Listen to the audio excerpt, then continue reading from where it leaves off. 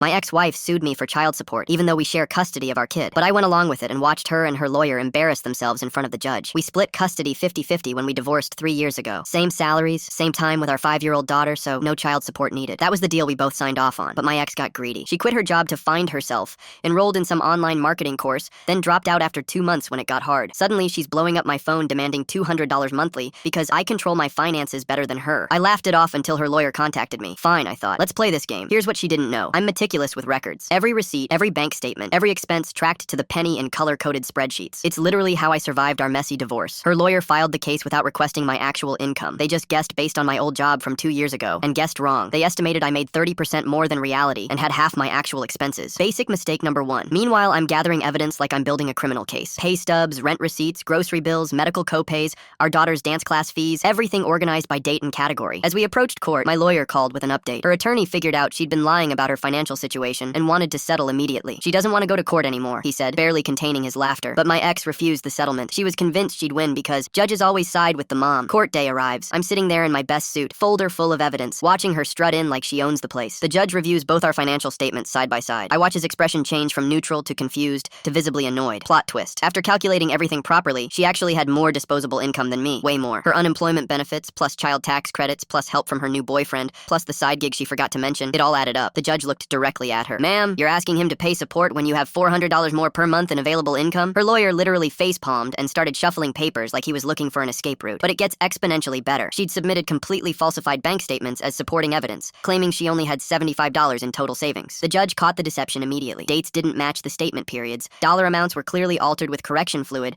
and the bank routing numbers were from a completely different financial institution. Ma'am, are you fully aware that knowingly submitting false evidence to this court constitutes perjury, which is a felony punishable by up to 5 years in prison? The judge asked, his voice absolutely ice cold. My ex, Heather, went completely pale and started frantically stammering about honest clerical mistakes and computer printing errors. Her lawyer immediately started desperately distancing himself, loudly announcing he wasn't aware of any document falsification and formally requesting to withdraw from representing her effective immediately. The judge wasn't having any of this nonsense whatsoever. This case represents a complete waste of taxpayer money and precious court resources. Case dismissed with prejudice, meaning it cannot be refiled. Then came the extended judicial lecture. A full 15 minutes of the judge methodically explaining how frivolous lawsuits actively hurt real families who genuinely need legal help and court intervention. My ex sat there shrinking into her chair while her lawyer packed up like his briefcase was on fire. Walking out of the courthouse, she had the audacity to corner me in the parking lot and ask, "Are you happy now? You just cost me my lawyer." I looked at her calmly and said, "You did this to yourself. I just showed up with the truth." The best part? 3 months later, she tried to modify our custody agreement, claiming I was financially irresponsible. Her new lawyer withdrew from that case too after seeing the court records from this disaster. Sometimes the best revenge is just letting someone show their true colors in front of a judge and keeping really, really good records.